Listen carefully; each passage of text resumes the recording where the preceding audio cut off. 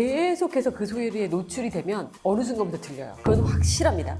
스페인으로 나 너무 유학 가고 싶은데 가도 될까? 뭐 이런 얘기를 했더니 그럼 가. 누가 너한테 가지 말라 그랬어? 네가 안 가는 거지. 네가 스스로 발목을 잡고 있는 거다. 제가 이 책을 읽으면서 느낀 게 뭐냐면 결국은 본인한테 답이 있는데 사람은 남에게 답을 듣고 싶잖아요. 어느 누구도 널 말린 적이 없다고 가라고. 이소정이라는 뮤지컬 네. 배우죠. 같이 커피 마시면서 스페인으로 나 너무 유학 가고 싶은데 유학 가야 될 것 같은데 가도 될까? 뭐 이런 얘기를 했더니 그럼 가. 누가 너한테 가지 말라 그랬어? 네가 안 가는 거지. 네가 스스로 발목을 잡고 있는 거다. 지금 생각해보면 그 친구의 무심히 던진 그 한마디가 굉장히 중요한 얘기인 거예요. 우리 삶에서. 자기가 자기 네. 발목을 잡는 경우가 진짜 많거든요. 그러면 옳은 선택이었던 거죠, 본인의 인생에. 어떻게 보면. 옳은 선택 정도가 아니라 최고의 선택 네. 중에 하나죠. 이 얘기를 쓸 당시에 나이대가 어떻게 한 살을 갔다가 두 살에 돌아와서 세 살의 책을 냈던 것 같아요. 모든 연령이 15년, 20년 전보다는 그 시기가 늦어졌고 그니까요. 그래서 아마 제가 굉장히 격하게 공감하고 있는 것 같아요. 그래서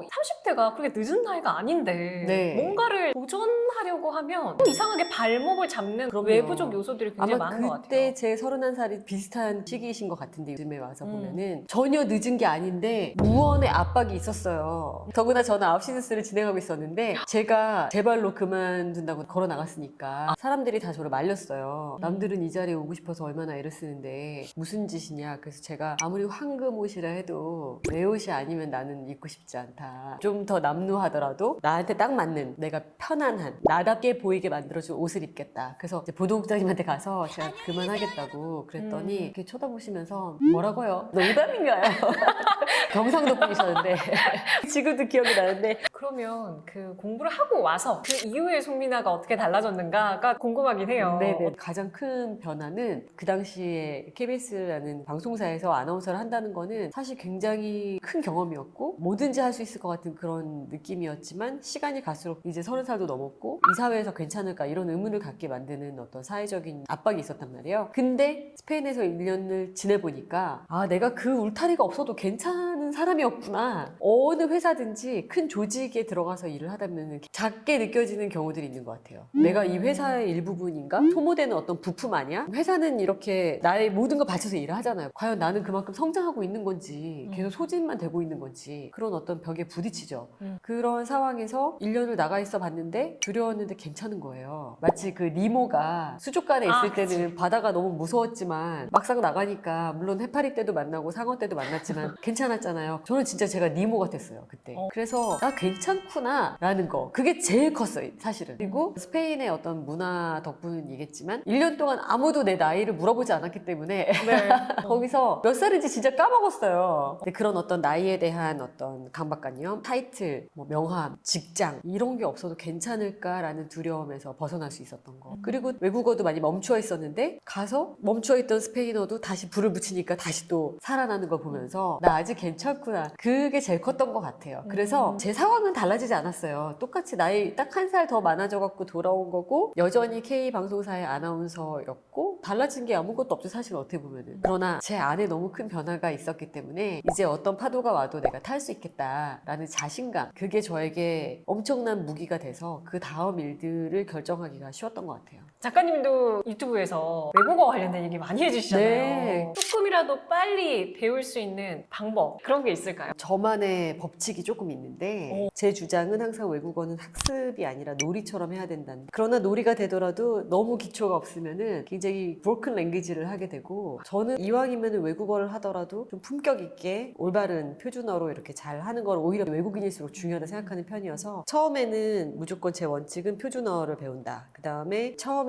한 달 정도를 항상 문법 공부에 올인합니다. 한 달 동안 정말 기초 문법을 미친 듯이 하루에 뭐 한 대여섯 시간씩 해가지고 문법은 어떻게 책을 사서 공부하세요? 책 아니면- 읽고 그다음 네. 보통 그때는 튜터링을 해요. 아, 선생님, 튜터링을. 네. 항상 말이 안 통하고 손짓 발짓을 하게 되는 한이 있어도 현지인 튜터를 써서 한 달 동안 열심히 문법을 배우고요. 어쩌면 문법 배우기 전부터 귀를 뜨게 하기 위해서 항상 그 나라 말로 된 거를 그냥 24시간 틀어놔요. 이게 제가 이것도 주장하고 싶은 싶은 것 중에 하나인데 네. 사실 경험이 없는 사람들은 네. 그러니까 본인이 어떤 한 가지 언어라도 뭔가 트여본 적이 없는 사람들은 네. 이게 그냥 틀어놓으면 그게 무슨 의미야? 라고 정말 많이 얘기하시거든요. 네, 네, 네. 여기에 대해서 작가님 어떻게 생각하세요? 그렇게 한다고 단어를 알게 되지 않지만 사람이 태어났을 때 아기들의 그 말랑말랑한 그 뇌 상태에서는 모든 소리가 일단은 다 들어간대요. 그러니까 예를 들면 뭐 300가지 소리가 있다 이 세상에. 그러면은 그게 굉장히 민감하게 다 이제 귀에 잡히죠. 만약에 모국어로 한국어를 배웠어요. 그러면 한국어에 있는 음가가 가장 잘 구분이 되고 특별하게 청음이 잘 되는 경우에는 다른 것도 들릴 수 있지만 그렇지 않다 하면은 예를 들면 소리가 뭐 우리는 30가지다 그러면 30개가 들리고 나머지는 이제 안 들리기 때문에 그래서 외국어를 들으면 소음처럼 들리고 음절 구분도 안 되고 이제 이렇게 되기 때문에 회복이 완전히 되는 게 쉽진 않지만 어른이더라도 계속해서 그 소리에 노출이 되면 어느 순간부터 들려요. 그건 확실합니다. 제가 외국어랑 아무 상관이 없는 어떤 선배를 모시고 내비게이션을 켜놓고 운전을 하면서 남프랑스를 일주일 동안 우리가 여행을 했거든요. 일주일 내내 똑같은 얘기를 내비게이션이 불어로